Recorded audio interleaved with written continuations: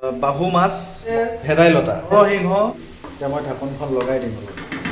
কেঁচা মাছটো ইয়াতে মই দি দিছোঁ। গুচাই চাইছোঁ, যিহেতু মাছ দি উতলিবলৈ দিছিলোঁ।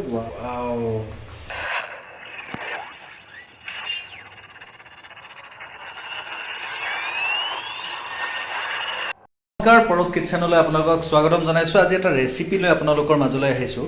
ৰেচিপিটোত আছে মাছ, এইটো হৈছে বাহু মাছ, এই হৈছে আপোনাৰ ভেদাইলতা, এই হৈছে মানমুনি, মছন্দৰী, নৰসিংহৰ পাত, বিলাহী, কেঁচা হালধি, পিঁয়াজ মই কাটি ৰাখিছোঁ, ধনিয়া, নহৰু, আদা আৰু জলকীয়া। এইখিনি আপোনালোকৰ মেইন আজিৰ হ'বলগীয়া ৰেচিপিটোৰ গোটেই সামগ্ৰীখিনি। মই এতিয়া আপোনালোকক কৈ দিওঁ যে এই ভেদাইলতা, তাৰপিছত মছন্দৰী, মানিমুনি, নৰসিংহ এইবিলাক আৰু হালধিখিনি, কেঁচা হালধিখিনি মই মিক্সাৰ গ্ৰাইণ্ডাৰটোত মানে মিক্স কৰি ল'ম, একেলগে মিক্স কৰি ল'ম। আৰু মই কৈ দিছোঁ যে মই মাছখিনি ফ্ৰাই কৰি নিদিওঁ, জোলত দিয়া মাছখিনি মই কেঁচা মাছকে ইউজ কৰিম তাতে। ইফালে মোৰ মিক্সিটো ৰেডি হৈ আছে, মই এইখিনি ভৰাই লওঁ, যিহেতু একেলগে তাতে ভৰাই লৈ মিক্সাৰ গ্ৰাইণ্ডাৰত মিক্স কৰি পিনে আপোনালোকক পৰৱৰ্তী সময়খিনিত আকৌ দেখুৱাই আছোঁ। গোটেইখিনি ইয়াতে মই সুমুৱাই দিছোঁ আৰু এতিয়া মই চুইচটো দি দিম অলপমান সময়। আপোনালোকক দেখুৱাইছোঁ, এইখিনি মই আলু ইয়াতে বইল কৰি লৈছোঁ, এই 3 পিচ আলু। আলুটো দিলে অকণমান মানে গোটা হয়। এইখিনি হৈছে সেই মিশ্ৰণখিনি, আমি গোটেইখিনি ইয়াতে খুন্দি লৈছোঁ, মানে বটি লৈছোঁ। তাৰপিছতে মই কেৰাহীটো ইয়াতে বহুৱাই দিছোঁ। এইখিনি মাছ মই কেঁচাকৈ ৰাখিছোঁ, কিয়নো এইখিনি মই ইয়াতে জোলত ইউজ কৰিম। মই আগতে কৈছোঁ মানে ফ্ৰাই কৰি নিদিওঁ। এতিয়া মই অলপমান তেল ইয়াতে ইউজ কৰিম, অলপমান তেল দিছোঁ ইয়াতে। বেছি তেল দিয়াৰ কোনো প্ৰয়োজন নাই, আপোনালোকে দেখিছে মই এইখিনি তেল ইয়াতে ইউজ কৰিছোঁ। এতিয়া মই লাহেকৈ ইয়াতে কাটি থোৱা পিঁয়াজখিনি মই ইয়াতে অলপ পিঁয়াজটো গৰম হৈছে, মই দি দিছোঁ।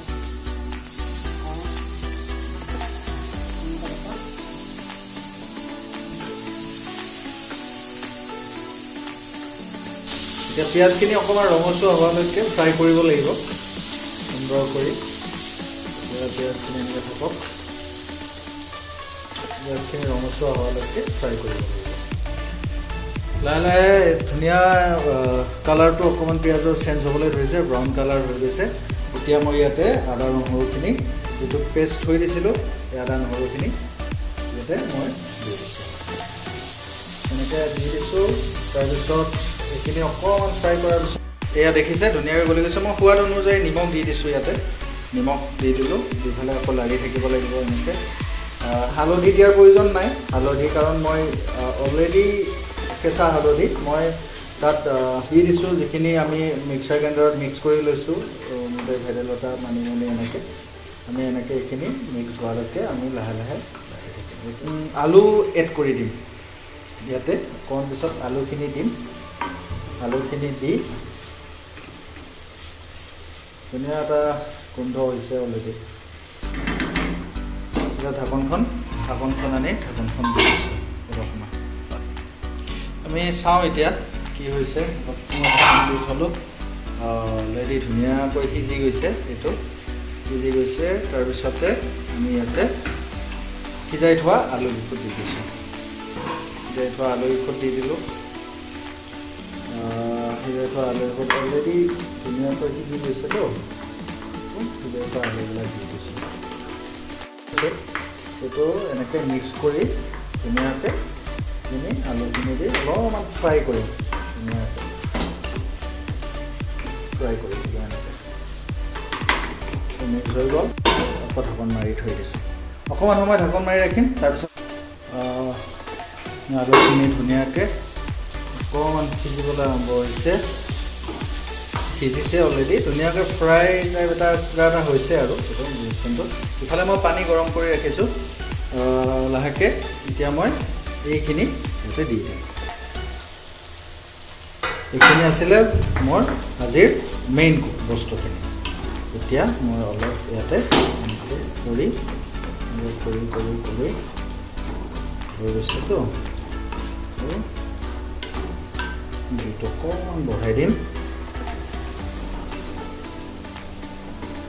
ধুনীয়াকৈ এইখিনি দি পেলাই এনেকৈ থৈ দিছিলোঁ। এতিয়া আপোনালোকক দেখুৱাইছোঁ বা কেনেকুৱা স্মেল। এইটো এতিয়ালৈকে মই পানী এড কৰা নাই ইয়াত পানী এড কৰিম অলপ দেৰিকৈ এতিয়া গৰম হৈছে পানী ইয়াতে পানী গৰম হৈ আছিলে মই পানীখিনি এড কৰি দিম ইয়াতে গৰমকৈ এইটো দেখুৱাইছোঁ ইয়াতে গোটেই চব মিক্স হৈ গ'ল এতিয়া মই গৰম পানীখিনি ইয়াতে অলপ মুখত ৰাখি লৈছিলোঁ বাৰু পানী মই এড কৰি দিছোঁ দি মই জুইটো অকণমান বঢ়াই দিম দিব থাকিব ধনিয়া আৰু এইটো তাৰপিছত উতলত এই কেঁচা মাছখিনি অকণমান উতলি লওক লগে লগে মই মাছটো এড কৰি দিম পানী দিয়াৰ পিছত মই উতলিবলৈ দিছিলোঁ উতলিবলৈ দিয়াৰ পিছত মই এবাৰ খুলি চাইছোঁ ৱাও এনেকুৱা ধুনীয়া স্মেল গতিকে মই এতিয়া কেঁচা মাছটো ইয়াতে মই দি দিছোঁ ডাইৰেক্ট এনেকৈ এইটো ধুনীয়াকৈ সিজিবলৈ 4 পিচ দিলোঁ আমি কিন্তু বহুত টাইম উতলিব লাগিব আপুনি এনেকৈ ভাজা মাছ দিলে হয়তো অলপ কম উতলিলেও কথা নাছিলে কিন্তু যিহেতু আমি কেঁচা মাছ ইউজ কৰিছোঁ মাছ দি পিনে মই এনেকৈ উতলাই থৈ দিছিলোঁ আৰু এতিয়া ঢাকনটো গুচাই চাম যে বহুত ধুনীয়াকৈ উতলি আছে আপোনালোকে নিজৰ মতে পানী দিব পাৰে আপোনালোকৰ মতে আপোনালোকে নিমখ এতিয়াও এড কৰিব পাৰে মই যিহেতু আগতে নিমখ এড কৰি থৈ দিছোঁ মই হালধি ইয়াত ইউজ নকৰোঁ কেঁচা হালধি মই অলৰেডি ইয়াতে দিয়া আছে চ' আৰু উতলিব লাগিব মই এইখিনি উতলতে হোৱা নাই আৰু উতলিব লাগিব কিন্তু মই এইখিনিতে মই কৰ্দহিৰা জলকীয়াটো যিটো আমি ভোট জলকীয়া বুলি কওঁ এই ভোট জলকীয়াটো আমি ইয়াতে এতিয়া দি দিম দি উতলিব লাগে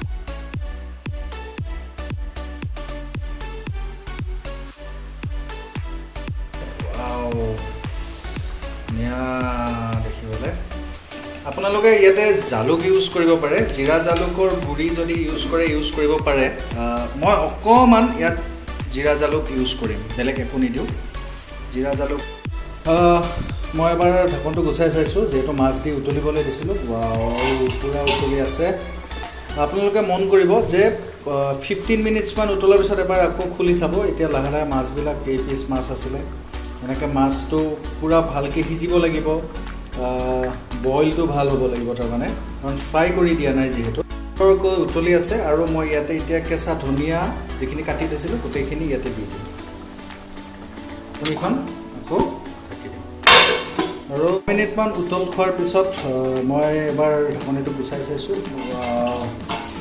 তেনেকুৱা ধুনীয়া স্মেল অলৰেডি ধুনীয়াকৈ হৈ গৈছে মাছটো সিজি গৈছে এইটো মাছৰ পিচ এইটো যিটো কেঁচা মাছ দিছিলোঁ অলৰেডি হৈ গৈছে মই এতিয়া জুইটো নমাই দিছোঁ অলৰেডি হৈ গ'ল থেংক ইউ এভৰিৱান সকলোৱে চাই আছিলে যে বনালোঁ নিমখটো সোৱাদ অনুযায়ী যিসকলে যেনেকৈ ভাবে এনেকৈ দিব পাৰে আৰু আপোনালোকে মছলা ইউজ কৰিলেও কৰিব পাৰে নকৰিলেও নাই কিন্তু এইবিলাকত মছলা বেছি ইউজ কৰিলে ভাল নালাগে চ' আপোনালোকে মোৰ চেনেলটি ছাবস্ক্ৰাইব কৰিব লাইক কৰিব শ্বেয়াৰ কৰিবলৈ নাপাহৰিব ভাস্কৰ পৰশে আপোনালোকৰ মাজৰ পৰা বিদায় লৈছোঁ আজিৰ এই সুন্দৰ ৰেচিপিটোৰ সৈতে থেংক ইউ